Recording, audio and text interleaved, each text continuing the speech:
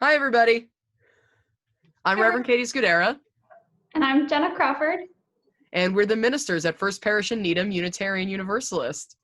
And if you've been watching these couch conversations for the last year or so, you might notice that some things are different this year as we get into the fall of 2020.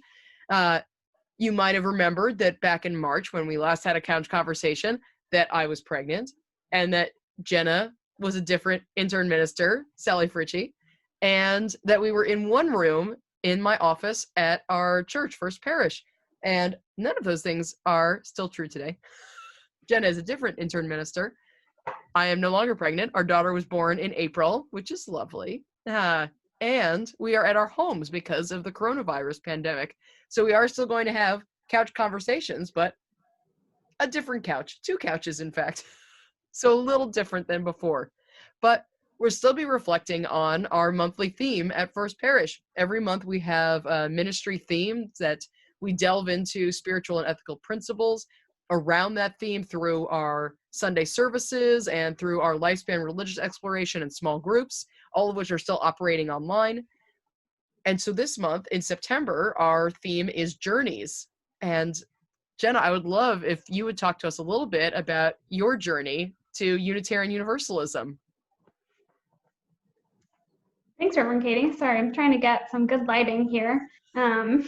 It's bright behind me, so I'm a little backlit, but hopefully you can see me now.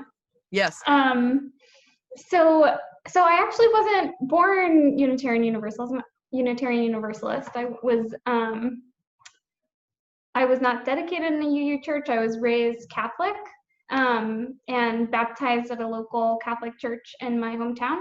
And it was right around the time when I would have been confirmed in the Catholic church that I was invited to attend my best friend's coming of age ceremony. So she was in the 9th grade, I was in the 8th grade, and I was so moved by that ceremony, by hearing all the different stories that her and her kind of peers were sharing from the pulpit about what was meaningful to them and what they believed and what they hung on to and how they found meaning in the world, and asked if I could keep going to that church. And so soon after, kind of did my own coming of age program, and that was the UU Church in Reading, so right down the road. I often, just for shorthand, say that I converted. I don't know if I like that word all that much. Converting kind of meaning turning from something to something else. I find something amazing about UU is that there can be a lot of blending. I think my mom kind of now considers herself a UU Catholic or a Catholic UU.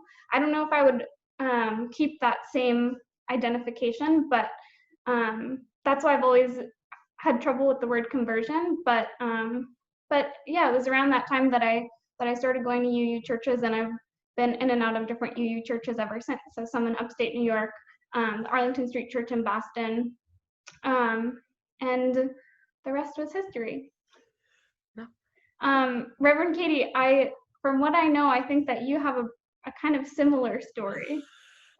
I do. No, it's so funny because we have so many Unitarian Universalists in our congregation who grew up UU or grew up Unitarian or Universalist.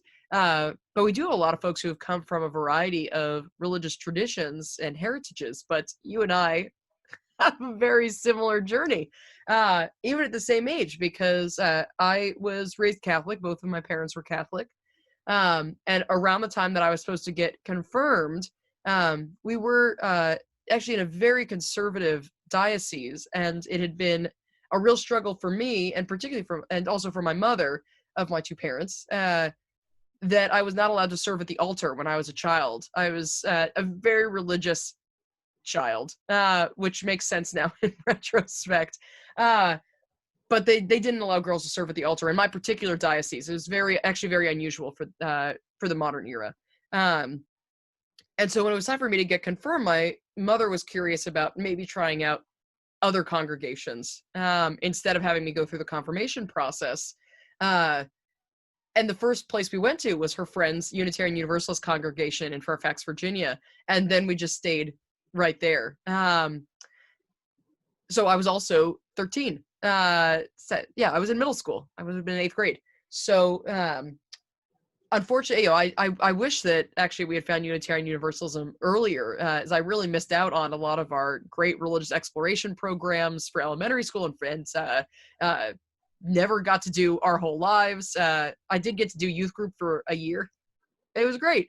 But I'm very glad that I found this spiritual home for myself. I think that from a very young age, I felt a call to ministry, and I wouldn't have been able to do that in my congregation, my denomination of origin. And I love the richness in our Unitarian Universalist congregations that comes from having people who grew up UU and folks who grew up in a variety of other denominations coming together and, as you said, being blended and respecting religious traditions from around the world. I find our community such a wonderful place for spiritual growth and learning, because people they bring so much with them from where they grew up. So I'm glad for us to be able to share our journeys, and I'm curious if anybody watching, here's 2 Catholics who became Unitarian Universalists. There must be other folks out there who have different journeys to Unitarian Universalism or grew up in it. So if you have a story to share this month while we're celebrating journeys, please feel free to write to Jenna or to me. Our information is on our congregational website, uuneedham.org. And you're always welcome to join us online on YouTube. The link is on our website for our Sunday services at 10:30. Hopefully we'll all get connected, as we would love to hear your story as well, either in the comment box, on social media, or in our emails. So we hope to hear from you soon. Thanks everybody for watching.